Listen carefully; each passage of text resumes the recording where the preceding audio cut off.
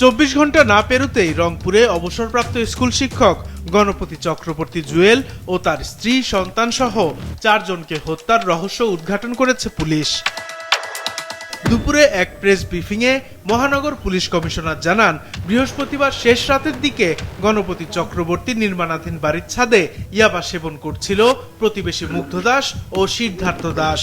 ছাদে শব্দ পেয়ে গণপতি চক্রবর্তী তাদের মাদক সেবনরত অবস্থায় দেখে ফেলায় ঘটানো হয় প্রথম হত্যাকাণ্ড। পর্যায়ক্রমে তার স্ত্রী প্রীতিলতা, মেয়ে আগামী চক্রবর্তী প্রার্থীকে হত্যা করে তারা। সবশেষ ছোট্ট ছেলে আয়ুষ চক্রবর্তী প্রিয়মকে হত্যা করা হয়। তিনি ওদেরকে উনার ছাদে বসে আড্ডা দেওয়ার ব্যাপারে জিজ্ঞাসা করলে, চ্যালেঞ্জ করলে আসামিরা তাদের পরিচয় প্রকাশ না করার জন্য, সমাজে তাদের যেন পরিচয় প্রকাশ না হয়ে যায়, তাৎক্ষণিকভাবে ওই স্যারের গলায় যে গামছাটা ছিল সেই গামছা দিয়ে পেঁচিয়ে উনাকে সেখানে হত্যা করেন। স্যারকে খুন করা হচ্ছে, তখন উনি বাঁচার জন্য আপ্রাণ চেষ্টা করে এবং কিছু শব্দ হয়। শব্দ শুনে গণপতি চক্রবর্তী স্যারের স্ত্রী প্রীতিলতা চক্রবর্তী ওরফে ভোলা এই ম্যাডাম উপরে আসার চেষ্টা করেন।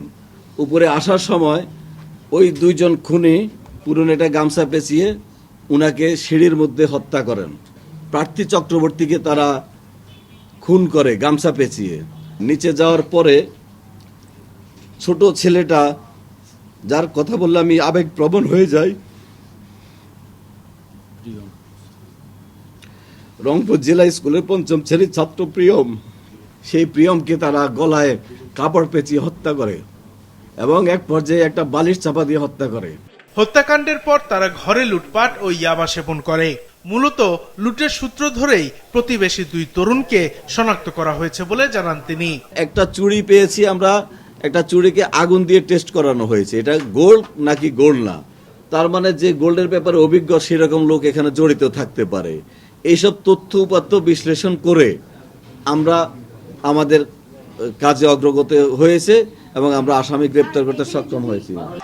এদিকে দোষীদের দৃষ্টান্তমূলক শাস্তির দাবিতে বিক্ষোভ করেছে রংপুর জেলা স্কুলের শিক্ষার্থীরা। স্যার ছিলেন অনেক বন্ধুসুলভ আচরণ। যখন আমাদের ক্লাস নিতেন স্যার, তখন তিনি অনেক, তার মতো স্যার আমরা জীবনেও দেখিনি। গণপতি চক্রবর্তী স্যার এবং তার পরিবার নির্মমভাবে হত্যা হয়েছে। আমরা চাই যে এটির একটি সুস্থ বিচার হোক। এর আগে সকালে হত্যাকাণ্ডের ঘটনায় গণপতি চক্রবর্তীর বড় ভাই গোপীনাথ চক্রবর্তী বাদী হয়ে অজ্ঞাতদের আসামি করে হত্যা মামলা দায়ের করে। সে মামলায় মুগ্ধ দাস ও সিদ্ধার্থ দাসকে গ্রেপ্তার দেখানো হয়েছে। মাছরাঙা নিউজ ডেস্ক।